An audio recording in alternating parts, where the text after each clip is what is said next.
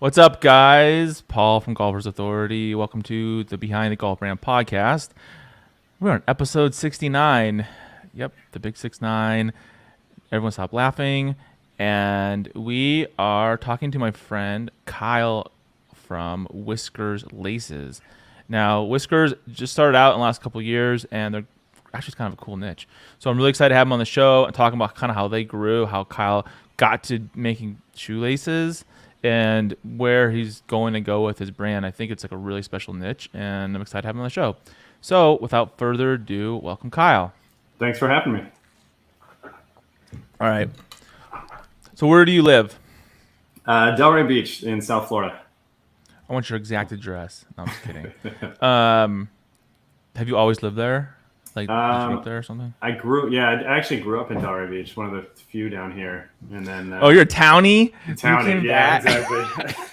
I'm a Delray townie. But I moved away for a bit. I bounced around when I was a kid. We lived in Virginia for a year, and then came back to Delray. I lived in Warsaw, Poland for 2 years. Came back, and then you live in Poland? In Poland, yeah. Yeah. And then I went to college in Ithaca in upstate. What's that? Are you Polish? Or you just decided to go to Poland? Yeah, well, my dad had a gig over there. He bought the rights to Holiday Inn, Domino's, and Burger King in most of Eastern Europe after the wall fell. And for real? Yeah, so we moved over there. Oh, that's crazy. Yeah, I was there for 2 years. He was there back and forth for 7. So all of Eastern Europe, or just like Poland? It was Poland, Czech, Romania, and Hungary. And then that kind of that's cool. Rolled into he started the 3rd television station in Poland as well, because there were 2 state-owned stations, and he opened the music television station, which eventually sold to MTV. So it was a crazy time to be. So your dad's a freaking badass, dude. Like, for real? What entrepreneur? Creative, yeah, for sure. So what year was that? Like the 90s? Yeah, that was I think he started that in 92. And then I was over there 94, 95. Did you love Europe? I love Europe. I would live there in a heartbeat. I would too. I was 7 and 8, so I would have loved anywhere, I think. Everywhere was cool. You're watching like Teletubbies and stuff, and you're just... Exactly. So you grew up in Florida. You moved around a little bit. Obviously, you went to college up in upstate, right? Yeah. So were you good at golf? I'm obviously not a golf pro, right? No, definitely not a pro. I grew up playing golf. Just being in South Florida was easy. I went to like golf camp as a kid, and I was never great. I was okay. Baseball was always really my passion, and when I played baseball in college, and my coach very quickly banned me from playing golf, and so because it messes up your swing, right? Blah blah blah. Weight transfer is all different. Yeah. Blah blah blah. I know it's somewhat true, but it's like so annoying because my kids want to play both sports, and it's never gonna happen because their coach is like, "Oh no, it's gonna mess up your swing." I'm like, they're 9, like they don't have a swing, right? But yeah, you don't have anything. It's just probably some legitimacy to it. Did you play golf in high school, or are you like crappy like everybody else? Like no, I'm pretty crappy. I'm crappy. Very average. So you like seriously like everyone lies, right, about their score, like, oh yeah, I shot like an 80. Bull crap. So the other day I like took my real score, like for reals. Right. It was not in the 80s, let me tell you that. It was like a little bit over 100, and I was like, what happened to my golf game? And it's called reality. So now I'm like on this mission, like I want to, like, not this, I'm going to break 70 or whatever. No, man, I'm on a mission to like, first I'm going to break 100, and then I'm going to break 90, and I'm going to break 80, like legitimate. And I don't know, I think people tend not to tell the truth on their score. But I agree. For me, 90s is good, right? If I shoot in the 90s, that's a good round. Well, that's the thing, right? Because at our age, like, we have kids, we have work. Like, when do you play golf? Like once a month, if you're lucky, right?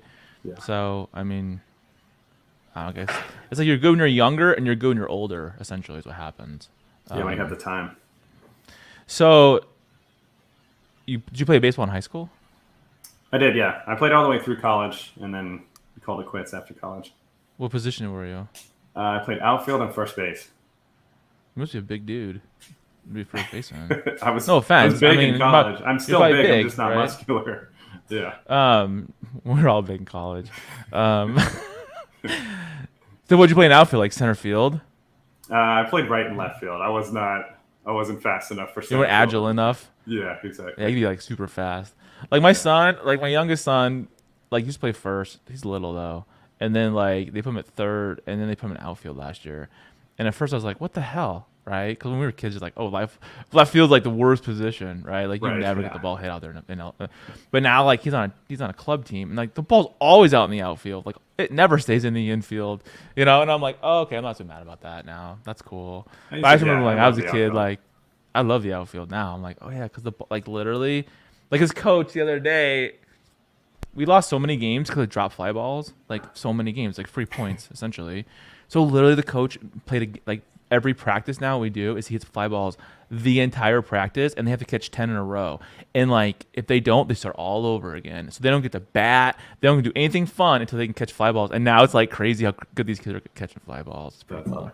It's a fun age too. There's so many fun drills when you're like 9, 10, 11, 12. A When lot they of just fun drills you can start run like through. getting good, you know, like it starts weeding out. The weed out process starts to happen. The kids that are like, good and that want to play, they're natural. Like I love watching that. It's like holy crap. Oh, for sure. How old are your kids? I have a 6-year-old son, a 2-year-old son, and then a 2-month-year-old daughter. Oh crap! So you got a baby in the house. You getting any Yeah. sleep or not really? Actually, yeah. So the first two were a lot tougher. She's been super easy. Like she's already sleeping through the night, and I feel it's been amazing so far. Um, you're lucky. I remember those days. I literally remember walking around my pool table at like 2 o'clock in the morning trying to make my kid go back to sleep. Like I remember that. Yeah, Um, that was our 2-year-old. I would just like walk circles around our pool. He like always had to be nonstop, moving. and Yeah, just bouncing. It's okay. Go to sleep. I'm tired. yeah. You know. That's when you get old, dude. That's like literally when you start getting old is when you have kids. So you played high school. So you went to baseball. Did your dad play with you, or did you play with your grandpa, or anybody? Like, or when you just kind of play every once in a while? Or what happened there? Yeah, I grew up. I used to drag my dad to the field. He coached me when I was a kid, and I was obsessed with baseball when I was a kid. I would be at the field 6 days a week, making him You throw. loved it. Like you were Loved it, yeah. passionate about it. So Yeah. I'd drag him over. He'd throw me 150 balls for batting practice every day. And so, yeah, I just grew up playing, especially in South Florida, you play all year round. As a kid is So that was always my sport. I dabbled with soccer. I played golf, but really baseball was my passion. So then you graduated from high school, and then you went to New York to play baseball. Yep. What made you decide to not go pro or try to go that route? Were you not good enough, or you're like, I don't want to do this route. It sucks. So I thought I was pretty confident I was going to go pro, but my body was not built to to play that many games. I don't think I herniated 2 discs in my back my junior year. I broke both my wrists my senior year. I still had Doing back what? issues. Sliding? Hitting actually. So hitting in like a wood bat league, I broke. There's a hamate bone in the middle of your hand. Yeah. I broke my right one, and the day I was cleared to come back, I broke my left. So I had to redshirt my senior year, and I had back Like, how do you issues. break that in your hand? The It's vibration? just like thin. Yeah, it's the vibration of the bat that comes back, and it just like breaks off the tip of that bone in your hand. So yeah, back to back painful injuries as hell. there. It's not the worst. It's just you just can't grip anything too hard. That's crazy. Broke both your hands. That's nuts. I never even heard of that. No, I haven't either. I think I just have really weak hamate. You have lady hamate hands. bones. Yeah, You have lady exactly. hands. They're very fragile. Then how would you herniate your discs? Just from playing? Just swinging. I think the blessing and the curse of being from South Florida is you play year round. But I think taking so many swings every day that my entire life just twisting and Like a Tiger Woods, right? Like yeah, his I back just threw issues my now, back like- out. I heard it in college or in high school pretty bad. I actually had to like fake being healthy on the recruiting trail for a while, and then did it Yeah. again in college and didn't want to continue. Was there any guys you went to college with that made it pro? Yeah, there's a lot of guys I played with, especially in South Florida. There's a lot of guys Oh, yeah, who for played in the big leagues and played. A couple buddies played on the Marlins, third baseman on the Orioles. Played summer ball in New England, so a lot of those guys are in the bigs right now. That's so cool. So All right. So what did you do? What did you market in? Like, what was your degree in college? So I majored in finance. I was in the hospitality school. I went to Cornell. The Very Cornell? quickly, yeah, yeah. Went to That's a Cornell. I was in damn good that. school. Yeah, it was a fun time. I was in the hospitality school there, and then Well, you played quickly baseball at Cornell? I did, yeah, Holy crap, dude. That's yeah. that's a big accomplishment. That's like Division Thanks. One. Like that's hard as hell, and it's a good school if you're smart. Like it's a good school to go to. It's not like, oh, Yeah, I went to Jack Off University in Middle America that no one's heard of. Like no, that's cool. All right, so go ahead. Sorry. no, it's fine. No, it was fun. I mean, it was a shock, right? Growing up in South Florida, and then our first game in baseball at Cornell was snowing. Like, we had to For shovel the reals? field to get on the field. And down here, right in high school, we had a game. I think it was in the 40s, and we just postponed it. They're just like, we'll play it next week. Don't worry about it. I'm from Arizona, dude. Like, I went to Purdue for undergrad, and I remember that first winter, and I was like, where the hell am I? Like I Yeah, literally thought that, like walking to campus and like it's negative degrees, -20 out, and like shuffling your feet and just slip and fall on the ice, and I was like, what am I doing here? Like, I yeah. chose this. It I mean, was it was a shock. it's a culture shock too, right? Yeah, it was. I mean, it was. Yeah, everything weather-wise. People. I always thought I was smart in high school because my high school wasn't all that challenging, and then I went to Cornell and realized that I'm on the the lower half of the student population there. So I had to adjust my study time and the effort I We have a put into schoolwork. fraternity. I was not. No, no. Oh, I did. We were a band my freshman year from You're in a doing. band? No. We weren't allowed. Our coach Oh, you can banned do. Oh, fraternity. band. I was like, you're in a Yeah. band. So, of course, you can't do anything when you're in sports, dude. You can't do anything, like Yeah, they anything. changed that luckily. So we did have a lot of guys in fraternities, but I wasn't one of them. I remember that, like when I was at college, I was at Purdue when like Drew Brees was there, and like I knew a lot of guys on the football team, like a ton of guys on the football team, and like actually Drew Brees was in my psychology class. It was crazy. Like he sat in front of me, who's this kid, right? Like Right. and he was cool. Like he was nice. I just remember that he was a redshirt freshman. Um, But I remember the guys on the football team were like they couldn't do anything. It was like they all had to live together somehow, right? Like they live in an apartment Yeah. together or they live in a dorm together, and then they practice all the time, right? Yeah. I think they're all in management. They all got management degrees. Like, what is that? I'm in management. It's like I remember. I mean, nothing against management. I just remember that all like everybody had management degrees. Um, Yeah. they have a good It management was. school at Purdue apparently. Um, so then how long did you play baseball? Like, you guys play all 5 years, or do you play four? Yeah. Because you're Well, I redshirted. played my first three redshirted and then played my fifth. I came back for my spring semester just to play and graduate. So, what did you graduate with? I graduated. I majored in finance, and I randomly enough I minored in real estate law just because I enjoyed the courses and took so many that it turned into a minor. I literally do that for a living. Like, it's not that fun. Let me tell you. The It's a classes were it's a big mess, it's a good dude. Like professor. when people come to lawyer, like, oh no, it's fun to learn in school. And then when people come with these problems, you're like, does this really happen? And it's like, it's a mess. It's like, Oh, I could tell you so many stories offline, dude, that are just like crazy. I'm And sure. Yeah. I have one like we have people like literally. I've had at least probably two or three cases that I've worked on where people are actually trying to do eminent domain, like the government trying to do it. I've also done adverse possession, where like like if this piece of property is mine because I've sat on it for 20 years, and it's like neighbor versus neighbor. It's like the craziest crap. It's like you guys are Horrible. literally neighbors and you're fighting over like 10 feet of driveway. Right. Like no, like for Yeah. reals, and it's just the dumbest stuff. It's like Half my what are you shed has been doing? over your fence for No, 20 like for years. reals, that happens. Like for reals, I've seen it. I've seen the dumbest stuff. It's Oh man. cool, but it's dumb.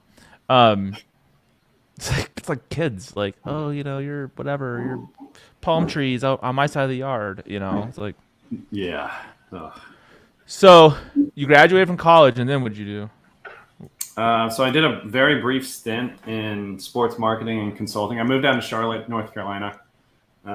Worked for a small firm there. It was mainly at the time it was like consulting teams, leagues, celebrities, athletes on how to really brand strategy and then also how to monetize their digital presence.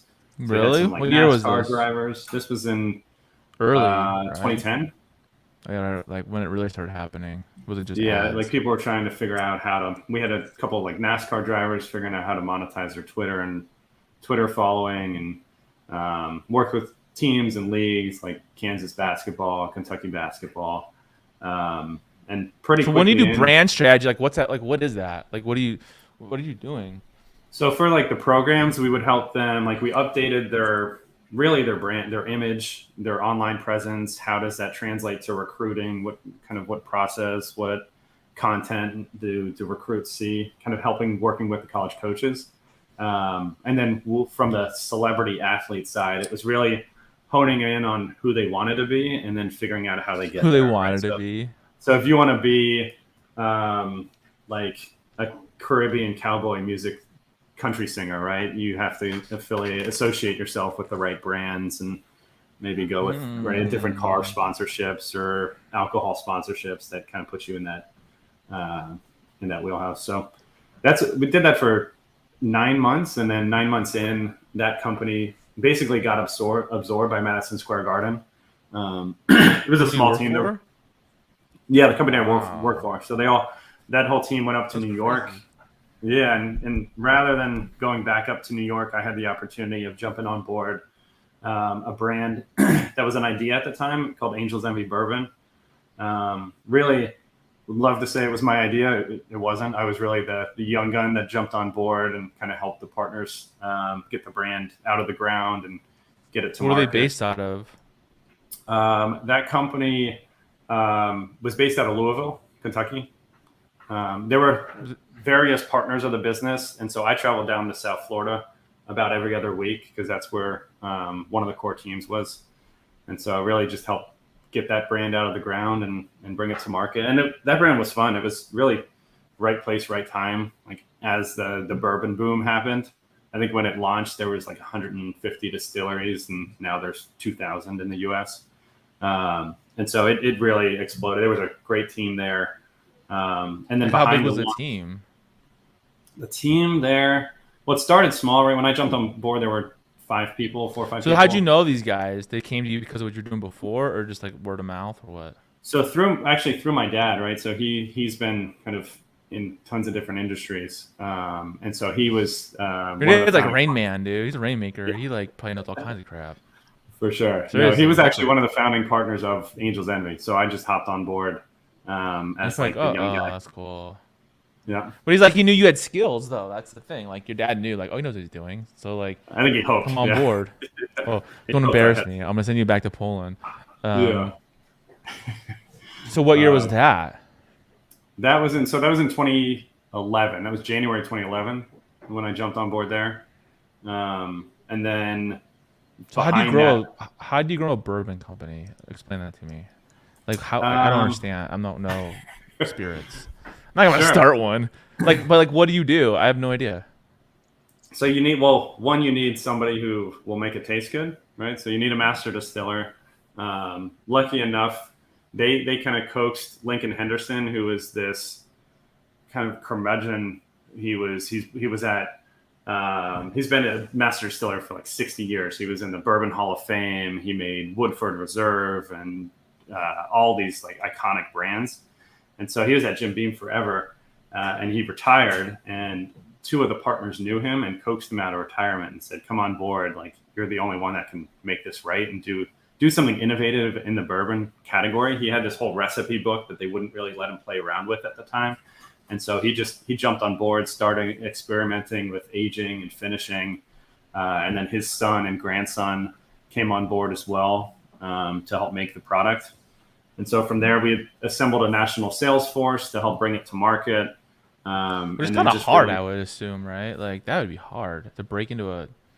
I mean, you got to know a lot of people. And expensive. Really hard. Especially whiskey, right? Because to start out, you need aged inventory, and then you have to build your own distillery to age it yourself as well. So it's where do they do that at? Like in Kentucky, or what was it being made at? In Kentucky. And there's like this gorgeous distillery now in downtown Louisville for Angels Envy. It's insane. So that brand was great. And after the launch of Angels Envy, we formalized a spirits group as well. and started a rum brand from scratch called Papa's Pilar Rum. And so we partnered with Ernest Hemingway's family, and all their proceeds go to charity. And I spent years kind of inside of that business, helping go-to-market strategy, consumer engagement, digital strategy. That's a So brand I had. that's freaking I'm cool. sorry. So like, what is your role when you do that? Are you like managing? Are you more of like looking at the long term view of like how to do this, or are you like in the weeds, or like what is your day? What was your daily like? You know what I mean? Sure. I think with any startup, you wear a lot of hats. And so it was everything in the beginning. It was everything from like assisting in inventory forecasting, the fundraising, to building out go-to-market plans with the brand manager as well, who kind of manages all of the areas of the business. And then I really found a passion on the digital strategy side and consumer engagement, getting close to consumers. How do you build communities with folks, get them excited about the brand and what's in it for them? And so that's really where I dove deep with You that loved brand. it. You loved Yeah, it, right? Like that's where you felt like. I mean, yeah, you wear many hats, but that's where you felt like, oh, this is cool. This is what I want to do. This is what matters. I yeah, 100% like. I'm so fascinated by this. I'll talk to you about this offline. I think that's like the smartest thing I've heard in a long time. It's 100% true. Like people ask like, how do you grow? How do you grow anything? Right? It's like you gotta have a community. If you don't have a community, then you don't have anything. It's all fake, right? Like, yeah. oh, yeah, I can buy ads or I can run traffic or it's all bull. It's all that's like Once, that's not yeah, long term. That's like right now. And then easily so you forgettable. see people like, oh, I made so much money with my Shopify store, blah blah blah. It's like, yeah, but you spent 50 grand to make 60 grand on ads. So like, how Right. smart was that? Yeah, I think it's exactly. cool as hell. Like, I have a friend of mine who has a very strong community on his brand. I'll tell you about later. And it's not in this space, but like, it's exactly what he did. And it's like his community is like so strong, dude. And like, Yeah. I don't know. That's why YouTubers do so well, right? Because they have a community. Like a real subscriber on YouTube, like that's your community, one person at a time. And like, if you grow Yeah. that right, like it's hard to do. I mean, people only get to see like the tip of the iceberg and be like, oh yeah, but then it's like, so no, I love this. So like, if you're a brand, so how do you build community? Like, don't go into big detail, but like, Yeah, how yeah. does Well, someone do that? It's easier when it's natural, right? So like Papa's Pilar is very nautical. It has the Ernest Hemingway partnership and tie to it. So it kind of gave the brand authenticity into a lot of these communities that other brands don't have authenticity to enter.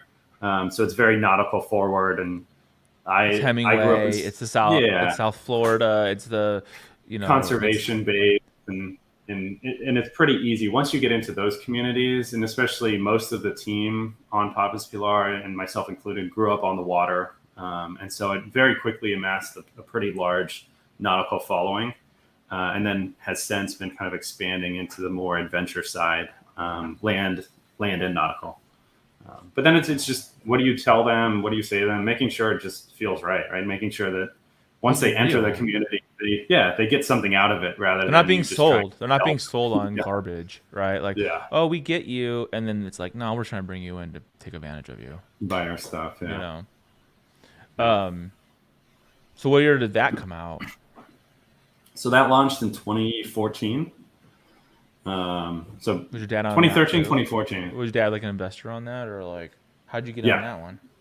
yeah. So he's big in the spirits world.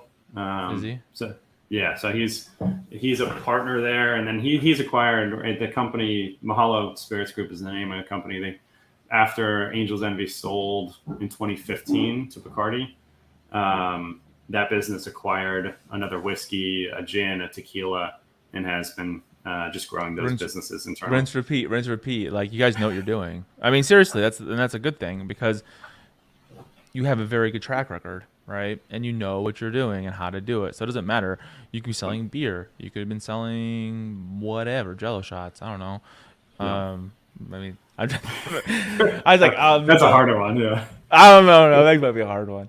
But I've had Jello shot in forever. I don't know the last time I had a Jello shot. I don't know. I went there, but Yeah. um,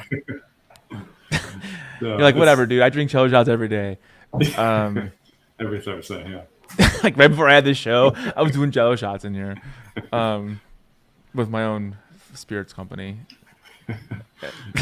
No, and the spirits has been fun, right? It's Hell that yeah, whole dude! It'd be industry, fun. Like seriously, like how fun would that be? that industry's changed so much in the last 12 years. How It's just grown up a lot. There were, I think, old cultures changed. established brands like that've been around forever, like you know. Exactly, and they admit, right, the Bacardis and the Beams and the Diageo, like the big players in the space, they'll admit that they're not very good at growing new brands. They're good at taking brands that have scale and traction and then plugging them into their network and letting them grow from there. Corporate America, right? Exactly. It's like, Like I mean, it's like any pharma other or product. yeah. Yeah, And like so that's where the opportunity was, and it still is. Now there's just thousands of people in the space, and it's harder to sort through the clutter because there's so many brands regionally.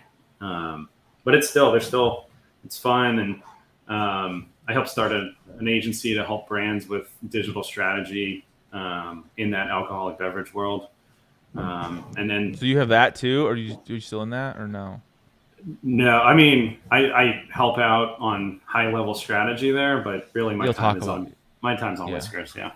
Yeah, that's your time. So it's crazy to see like over 10 years, right? Like what you're doing 10 years ago to now and how much you've learned.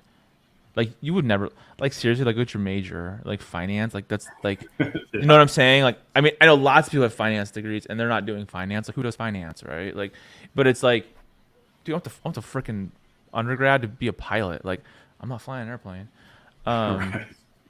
But it's cool to see. So like essentially you went from like I mean, when I guess did you intern in college to like even get into that world, or how'd you initially, or you just stumbled on it? So I did 3 internships in college. One was Morgan Stanley, so I thought I wanted to be just go into private equity. And then what do you think after that? Oh, then I don't know. At times like the worst time to be in it. It was horrible, and I would like lunch breaks. I would go nap in the car. Did you have a cubicle or an office? Hold on. Did you have a cubicle? Yeah. I know. I've been there too, dude. Like you want your soul to be sucked out of you. Like that's literally happens, right? You come out of college, you think you're hard ass, you think you're all cool, you have a degree, and they put you in a cubicle, and you're like, and you look around, you hear like the lights flickering, and it's like dimly lit, and you have one screen, and they're like, okay, do your TPT reports. Or whatever, like right. Yeah. And so I did Morgan Stanley. The second internship I had, I worked for a hedge fund in 2008 that was dealing in subprime mortgage lending. Who was shut up? You are not part of that's like the worst industry to be in. Like literally, like you. My third week in, everything crashed. So I was sitting there. The internship was 8 weeks. It's like you're only like in this big room, and it's just your cubicle because you're not getting paid. And everyone else is gone because they're all like scattered like rats. It was crazy. So my first 3 weeks there, it was literally like out of the movie where I would analyze mortgages in these groups and then tell them why it shouldn't be rated a C, why it should be a B or an A. And I didn't know what I was doing at the time. I was just in college. No damn clue. Like you're just like there's no idea. And then it crashed. And so the next 5 weeks, I just sat there. And they're like, "We don't have time to give you anything. We're trying to figure out what's going on." So they're trying to figure out like how to not lose all their money.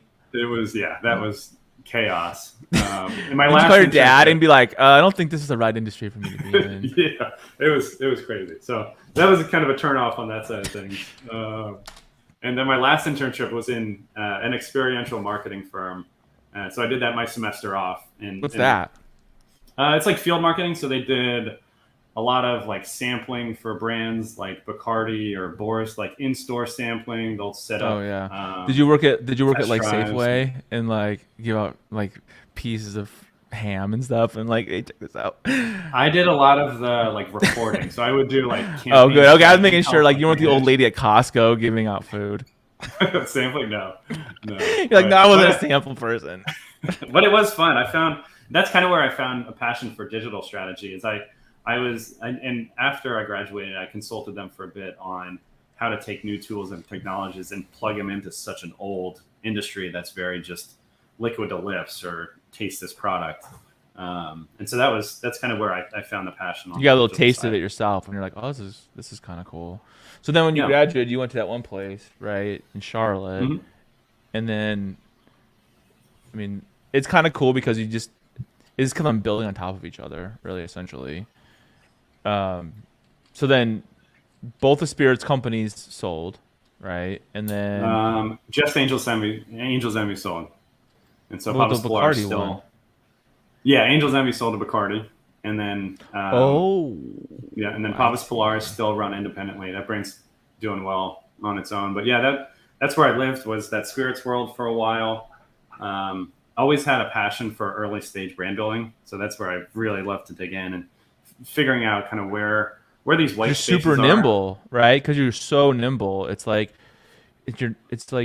you're early on in the process, so like everything you can do anything you want, right? And trying to figure out what will actually be the right thing instead of being like Yep, farther back on the line. You're like, okay, well, this is the thing that works, right? And then they're just putting all their time into that. exactly.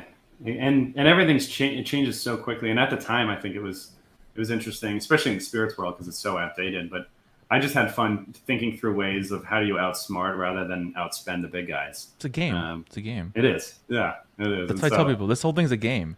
It's fun because it's a big ass game. It really, I mean, it's work, but it's fun. But it's a yeah, game, and it's like you're the underdog, right? Like you really are. I mean, I know who my competitors are, and they're huge. So it's like, but yeah. How do you probably chip you away found the? too. They're like dinosaurs. They take forever to move.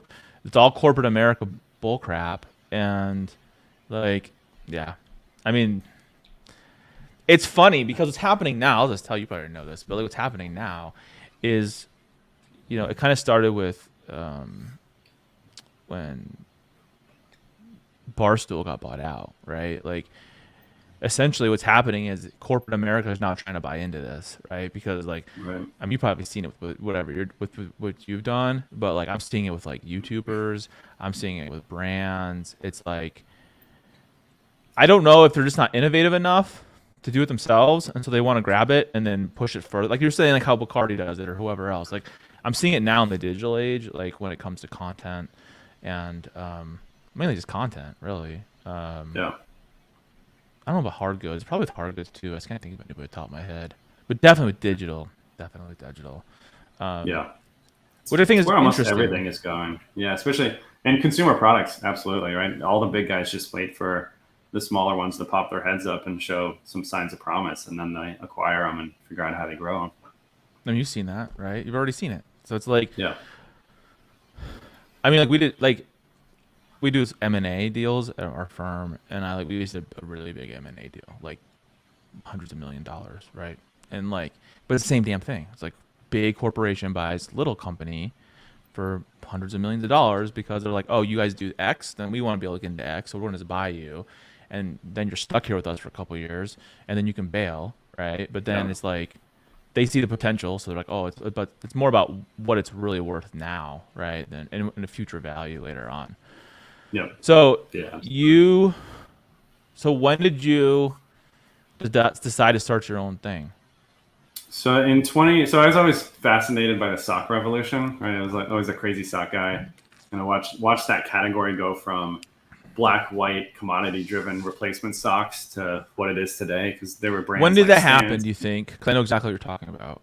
Like what year do you think this So was happening? like 2015, 2016, I think is when I started really noticing it, and started tracking. Like Stance was always and still is like a North Star brand of ours. I think they did a great job of just growing a community and a brand and create a movement.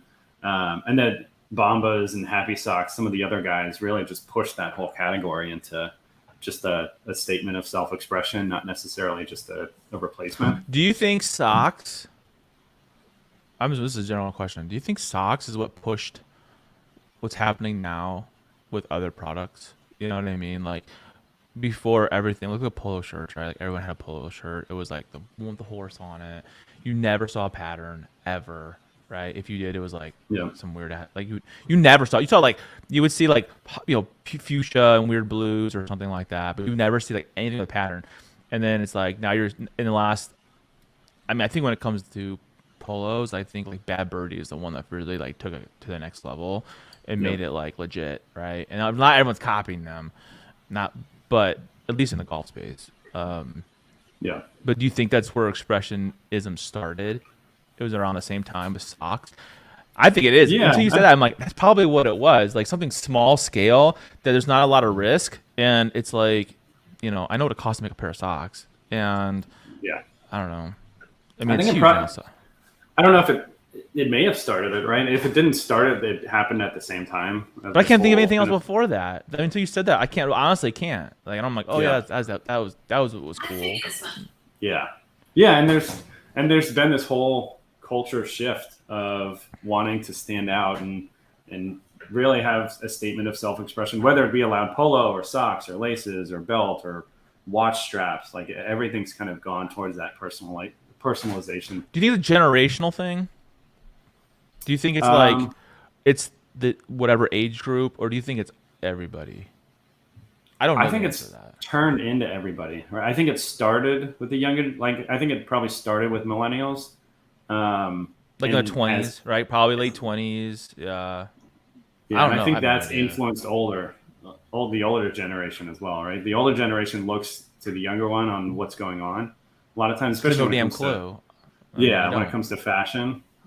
So yeah, absolutely. I think it started younger and it's pushed up, and I think everybody, and it's moved that way almost across the board in all industries, right? When it comes, you're a strategy guy. I didn't know anything about you, so like you're all about strategies. I know you know this stuff. Like, it's what's happening now though is those 25-year-olds are now 35, right? Or 30, and they're going to the next phase of their life, and so it's moving into more mainstream America in terms of products, right? Like I would think.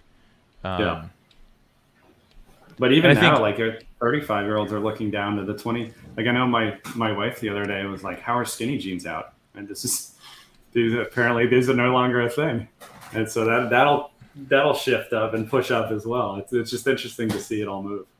Dude, well, I grew up in the 90s, right? So now it's like, oh, 90s music is cool. And I'm like, thank God. Like I love it. My wife and I listen to it all the time, right? Like I remember going to that Third Eye Blind concert in 1999,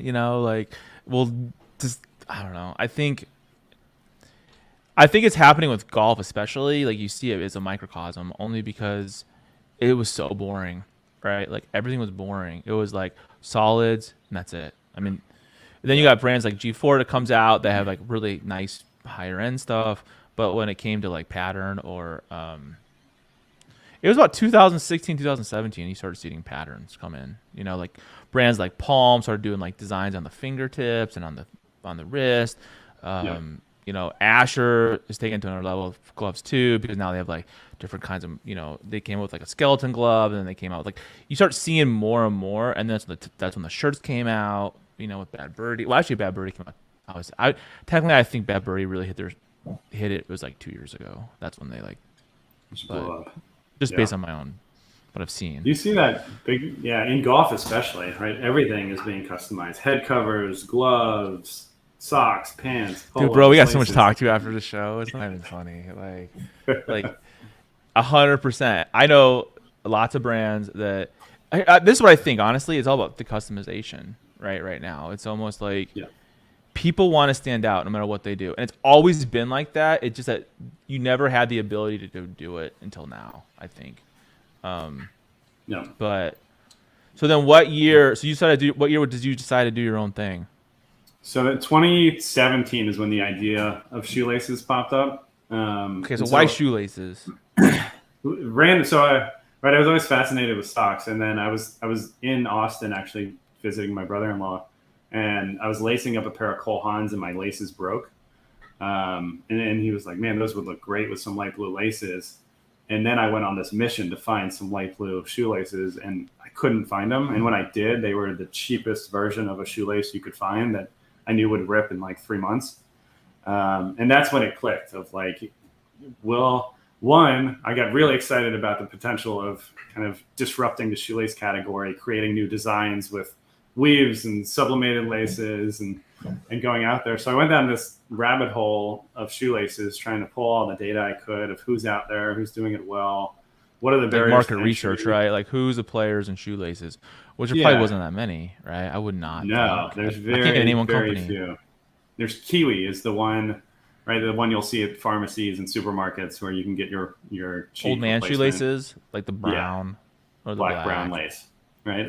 They're really the only player that has scale, and there's a few in sneakers that are providing Jordan laces and Yeezy lace. Like there's a few in that sneakerhead world, but there That's a really different wasn't world. anybody. Oh yeah, sneakerheads for sure. This is its own world. That's Um, legit. there wasn't anybody that was kind of addressing all the categories and going after shoelace as a whole. And so I was lucky enough. This was in late 2017. I met Mike Gossett, who's my co-founder, and he spent 20 years at Nike and 5 years at Crocs in product. He was at Crocs at the time, and I pitched him Whiskers, and he immediately fell in love with the idea. How'd you So he know jumped him? on board. He was a friend of a friend, so I knew somebody who worked at Crocs and introduced us. And yeah, lucky enough, I knew I didn't have the Like, do you know product who of chops. him, but not him? I guess is that what? Did you already know who he was, or not really? Or somebody's introduced you that's a friend of a friend, and you're like, oh, you do that? That's cool. No, yeah, I didn't know who he was. I basically just pitched my friend who was at Crocs just because he was at Crocs, and I said, "This is a shoelace concept. What do you think? Where can I make them? Do you have any relationships?" And so he introduced me to Mike, and so Mike jumped on. He's been really the visionary behind all of our product, and he's brilliant, right? He's the only one I know that like geeks out over like Pantone colors of the season and figures out like what's coming next, and so he's really created the stories and the launches behind all of our categories. So we started our first full month was January 2018, and it was a site that I built myself, and we had very limited SKUs because we were waiting on products to be made. And we were thrilled, right? We sold 100 pairs month one, and we're like, we're doing this, and probably 60 of them were like family and friends, 99 was you, and then like one was right? somebody Like else. test orders. But we were Dude, I got a lot of those too myself. Like you do your numbers at the end of the year, and you're like, oh, I had a really good February, and then you realize like, oh, I bought all that. Like, right gifts, yeah. But no, we were pumped, right? It was working. We had people like coming in. And then April 2018, and we started in dress shoelaces. I don't know if I told you that. So we launched just in dress shoelaces, very intentionally knowing we can launch with a universal length, which is 33 inches. We can disrupt really that black brown dress shoe category. everybody Establish, has, yeah, yeah, like everybody has them in their closet. Everybody needs them. There's no way to kind of differentiate your feet when you're wearing dress shoes other than some stitching and if they're wingtips or cap that's toe, about like it. Yeah, that's really it. And so we saw great momentum. Like April 2018, we really started to see it hockey stick. And December 2018, we were selling. There were days we were selling over 1,000 pairs a day, and we had this tiny little office in Delray, and we started taking over the whole like office complex, trying to get orders out. So our neighbors hated us. And so it was a fun year one. And then 2019, we it hockey sticked for a while, going the opposite direction because nobody was buying shoelaces because no one's going to yeah. work. Yeah, well, yeah, 2020 was interesting, right? I mean, 2019, 2020. Sorry. we dabbled in like dress boots. We actually did a golf test because we quickly learned when we launched our dress laces, we needed consumer feedback because like our aglet size was like 0.5 millimeters too thick for some Kohan shoes that apparently everybody owned. So we had to make new product adjust, send free laces Yeah, out you real don't quick, and know. I mean, yeah, you would never know that. yeah, the testing is a lot. So we rely heavily on consumers, and so 2019 we threw some tests out there in dress boots and golf.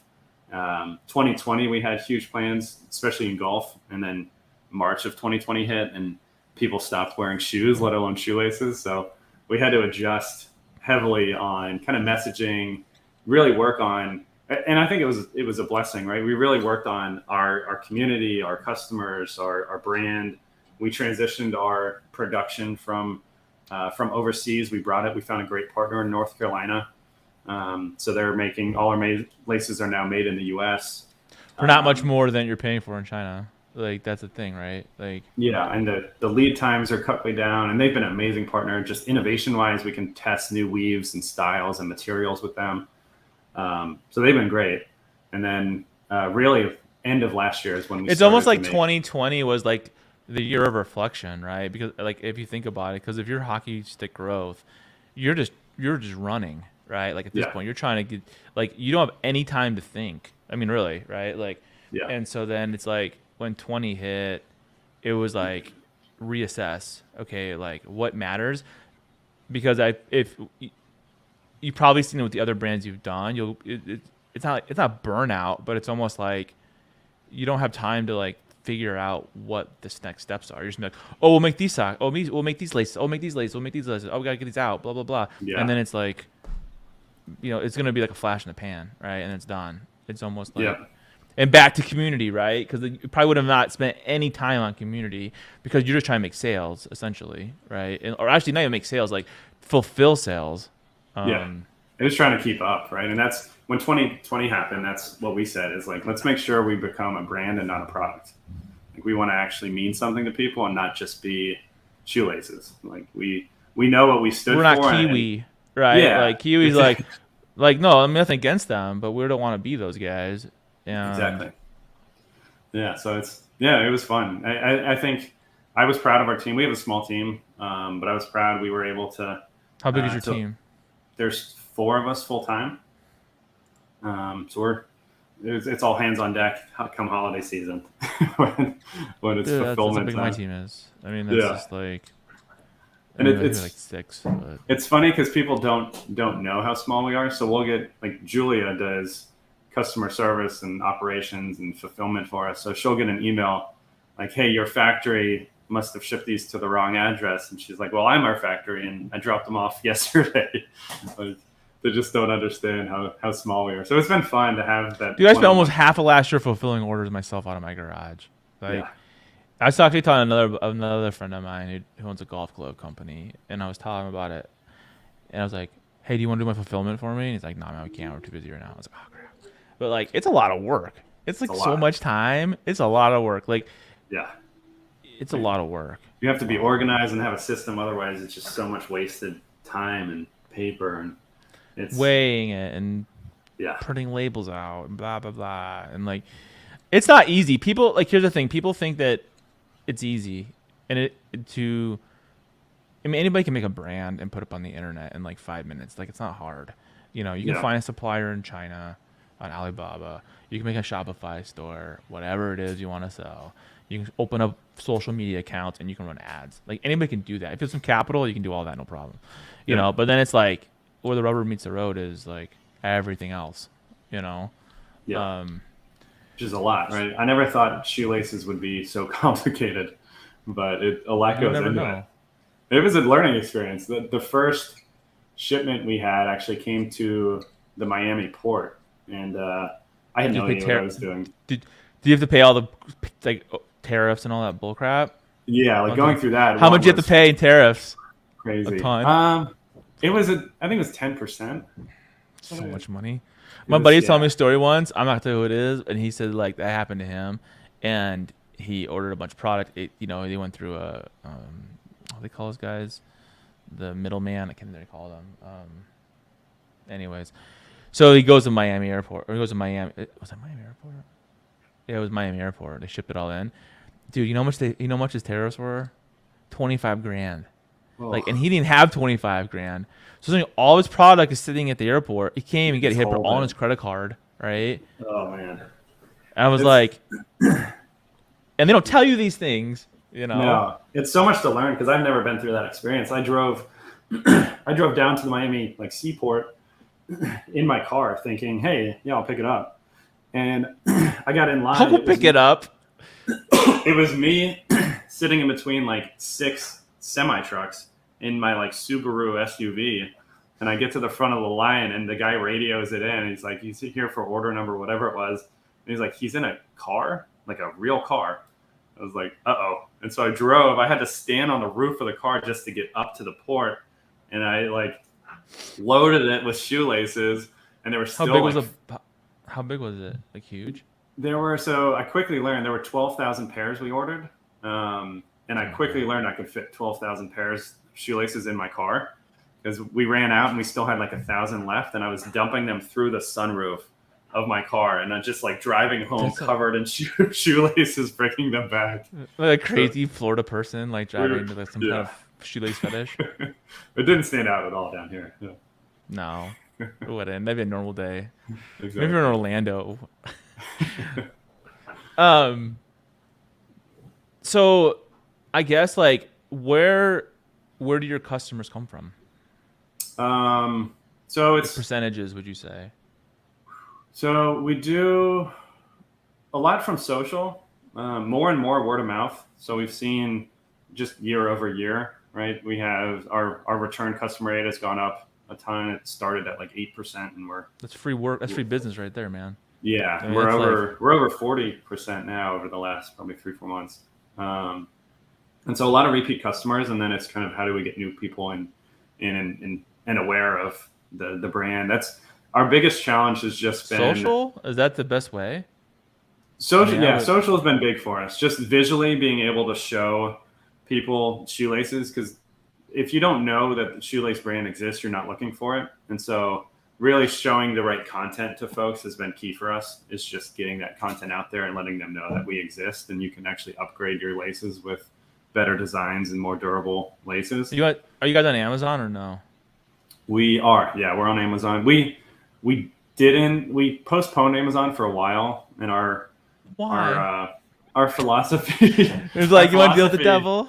Like Oh, I mean, man. like They're a lot to work with, but really, we said we wouldn't That's get what on I've heard. Amazon until competitors were bidding against our name. And so as soon as we saw people running ads interesting against concept of doing searches that. on Whiskers, then we hopped on board. So more of a defensive than an offensive strategy. So you mean competitors like competitor shoelace companies or competitors on Amazon? Competitor shoelace companies, which on Interesting. Amazon there's everything. That's a freaking cool way of thinking about that. That's really cool. See, like when do you make that move? And that was a good decision. Like, okay, when we actually see people bidding against our keyword, then we know we're doing something right because now they're. I was thinking some shady ass shit when people do that. I mean, you can do it because Google doesn't care. As long as you pay them, they'll do whatever it takes. Yeah. What I hate is this. What I hate, which is bullshit, is like Amazon will run ads on Google with your keyword Yeah. for Amazon. And it's not like Paul Liberatory competing against you and I'm selling your shoelaces. It's like Amazon, the company, is spending bazillion dollars running ads against every company that they can find to get people to go back to Amazon, which is so effing shady. Like, They're so tough, yeah.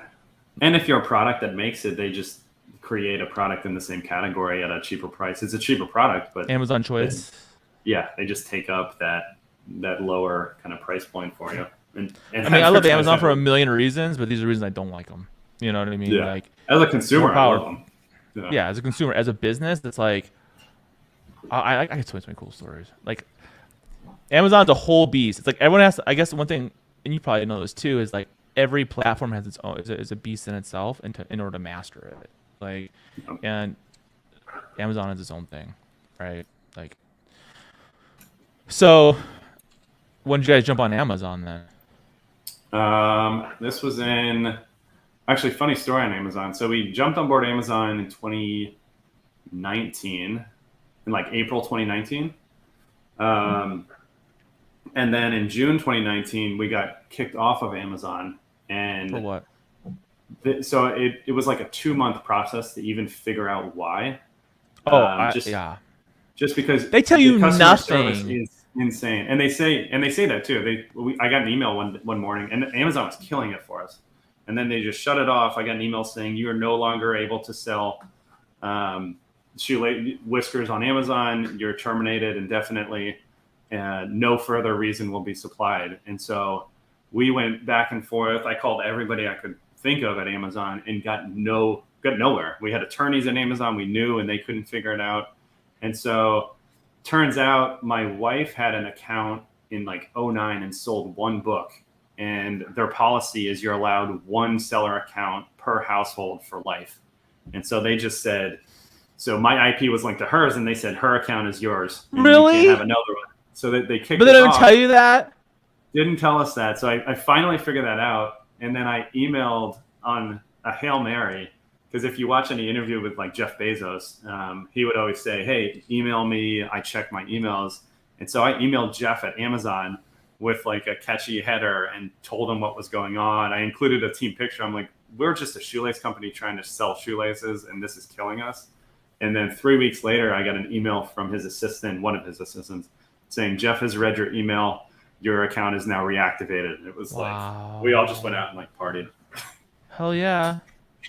Well, see, like I'm an Amazon influencer, right, as they call it.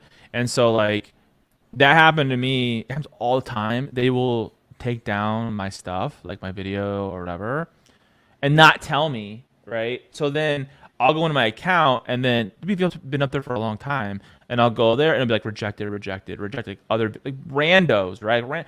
And I'm like, what the F? Now, you can go into the video and see why, and you can cursor over, and it says, the product you link to in this video is not the product in your video. And I'm like, dude, yeah, it is. Like, it's the Right. XYZ thing, and that's the XYZ video. Like, did you not even watch it? It's the exact same thing, like verbatim, right? And they did for like, this happened like 2 weeks. I was so freaking pissed. They did for 10 of my videos. Do you know how much time it takes to like re-upload all your videos, put up all your graphics, tag all the right stuff? It took like, I had to go back to my team and say, hey, I can't find that video. Where's that video at? It's on the folder. Like I wasted probably 10 hours doing it, and they gave me no rhyme or reason as to why they did it. Because somebody decided that it wasn't the same product. Dude, do you know how to watch TV? I mean, like, seriously, like, it was like this yellow pencil, and they'd be like, no, it's a green pencil, and it's not gonna, but it's called the same company. No. So it happens all the time. It's a beast, yeah.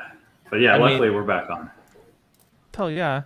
It's kind of cool Jeff Bezos like actually did something about it. Yeah. So if you need anything, let me know. I can just email. I'm gonna call you as soon as they kick me off my account for talking crap. They're gonna be like, "Oh, Kyle knows Jeff. I'm gonna call Kyle. Kyle, email Jeff for me." Yeah, exactly. Make a sad picture of me.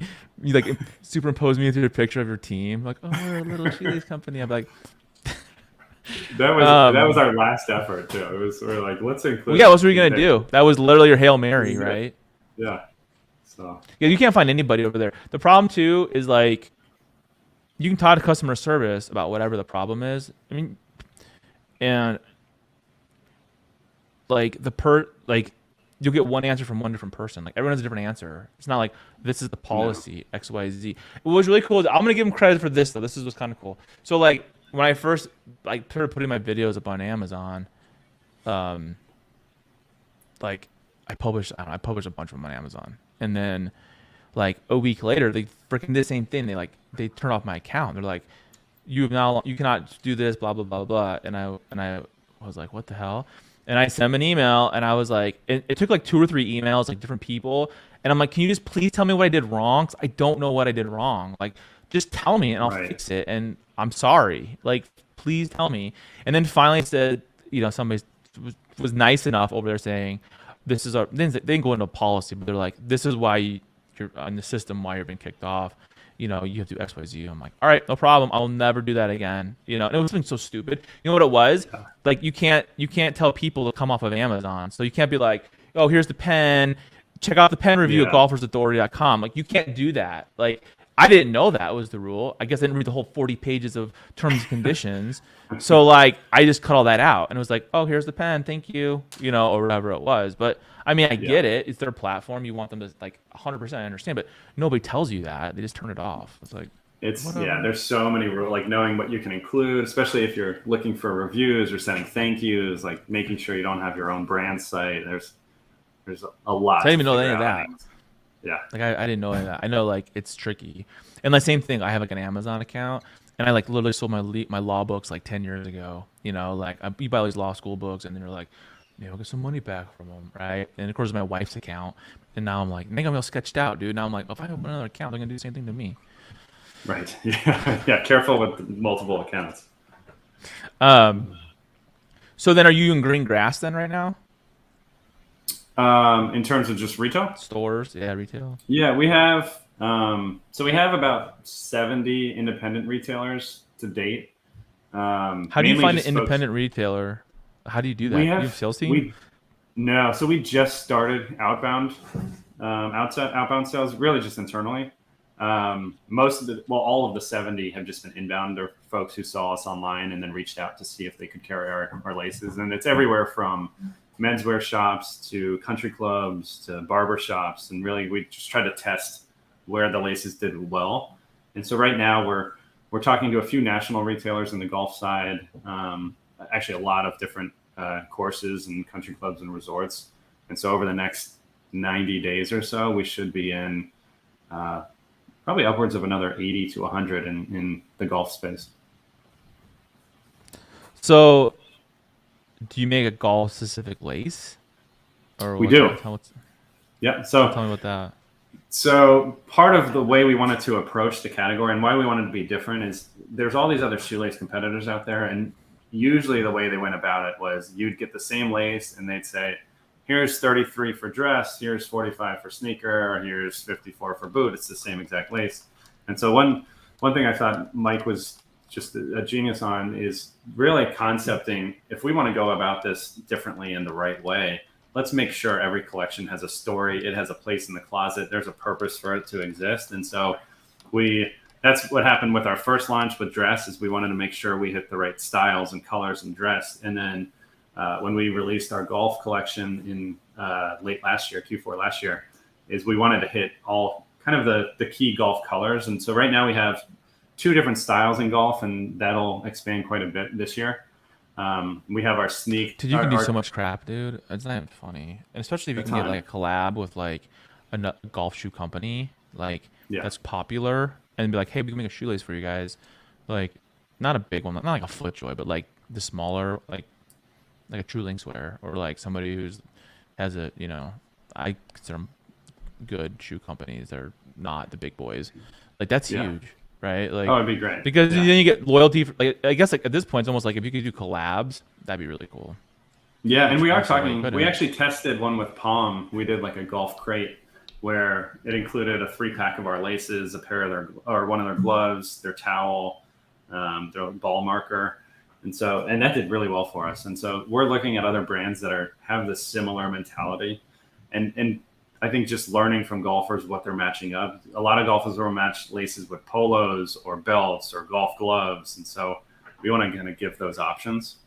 So our golf laces are different. We have 2 different styles, one for the more classic, like dressier FootJoy type shoe, which is our round lace. And then for the more athletic style shoe, we have 45-inch oval and flat laces.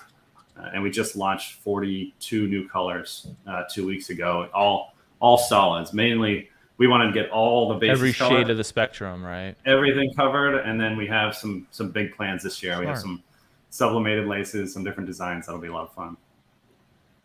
Do you think one day you could do like custom laces? Is that where you want to take it? Like people could actually like come to you and say, "I'm getting married, and I want these kick-ass." I mean, and you're like, okay, it's $30 a shoelace, right, or whatever. But have you guys ever thought about that? We've thought about custom. I think maybe way down the road. We have so much on like our product roadmap right now that we want to get covered, and then once we get there, I think we'll start to figure out exactly where we expand. But we've seen these past few months, past really 4 months in golf, has been incredible. It's a great community. It's an insanely small world, and so doors just keep opening, and we're talking to some of the larger retailers and some of the top 50 courses across the country to see. For those guys, we are looking to create some custom laces with their colors and some different boxes. So it'll be a fun year for us. So when you say box, like what's the box? Is that a collab and it's a special box with everything in there? Yeah, you can see our laces all come in this little. Yeah, it's like just a tiny box, and then they all come wrapped around the spool here. Right, you can see. I like Kiwi's packaging better. Yeah, just kidding. Like we get that a lot. I don't. I'm just totally kidding. I get that a lot. Yeah, we're probably gonna go the Kiwi style. You know, the bubble mailer and like. Yeah, exactly. I like how you guys do it though. It's kind of cool because it's like it looks very classy. You know, I mean, it's not like, oh, here's your shoelaces in a bubble packaging. You know, it's like, oh, look, it's like an experience. Like, you know, I think it's really smart. And we wanted to educate folks, right, what the product is. So we have all the product features that all our polyester comes from recycled plastic water bottles. It's made in the U.S. and our that was a huge move to come in the United States. That's huge. I mean, honestly, that was big, and I wish we could have said that we saw the pandemic coming, but we were just a few months ahead of it, luckily, and supply chain wise, it's been just a godsend that we I mean, switched over. here's what I feel like. If you buy stuff overseas, like yeah, it's cheaper, but at the end of the day, like how much? Well, first of all, you have to find the right manufacturer in the United States. It's not an easy job, right? But No, if you can, it's like yeah, the margins are not as great, but then it's like you don't have all the risk, right? You don't have to wait all this time. It's not stuck on a boat. It's not stuck on a plane.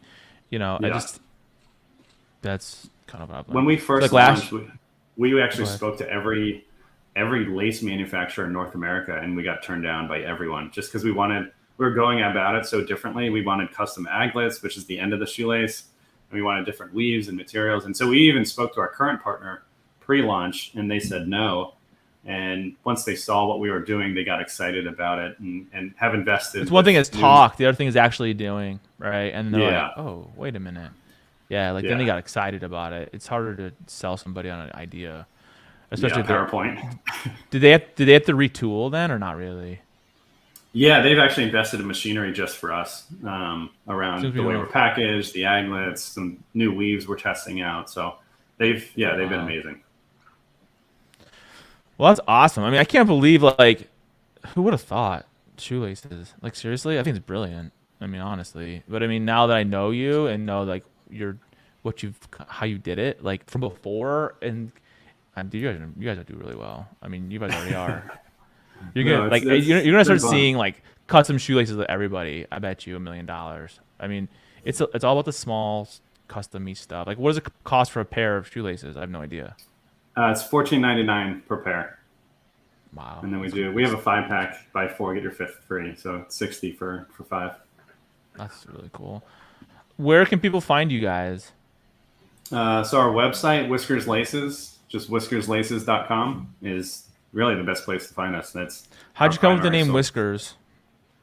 Is it I a wish cat? there was like a beautiful story behind it. We played around with a lot of names when we were first testing, and I'm horrendous at names. I'm not a naming guru by any means. Yeah. Um, and the name just popped up one day. I forget. I think actually my dad I think said Whiskers, and that's when everyone was like, "That's it. Like that That's feels cool. right." Because we wanted a brand that was a little more modern. That was you could remember, and we did a lot of consumer testing after that. We tested like our top three names, and Whiskers always had a reaction, whether it be positive or negative. But either way, people remembered it, and so we went with that. Right, whatever, and just invokes some sort of feeling. No, that's I think it's a smart name. Well, that's awesome. I mean, I really appreciate you being on the show today. I think, like I said, you guys are in a very interesting place, and I like honestly, I just think you guys will do. You guys are gonna blow up. I mean, it'll be a matter. Thank you. I mean, you kind of are doing pretty well, but like it's an unknown market, and then it's like when you start telling me something, like, oh yeah, you'll be everywhere. I mean, just because it's an accessory, right? And accessories always do well. They don't cost a Yeah. lot of money for people, and they don't. Especially if you get into golf shops and stuff like that, man. Like that's an afterthought. Like if they're just seeing some cool, like whatever, they'll just grab it for $15 or whatever. Yeah, I think it's and it's a really subtle pop cool. of color, right? You can stand out without really just being kicked out, right? It's not loud pants. It's you can be loud with your laces, and it's still this small accent to your wardrobe. Yeah, especially if you can match it up with something else like a towel or or style Yeah, wise. I don't know. Like just it's not gimmicky. Let's put it that way. It's more like yeah. classy, but it's kind of I don't know. I think it's really cool. So thank you for being on the show. I'm glad I got to meet you. I think it's really cool what you're doing, Thank you. and I hope to be doing more with you guys. I know we kind of talked about it, so I will see you all guys in the next episode.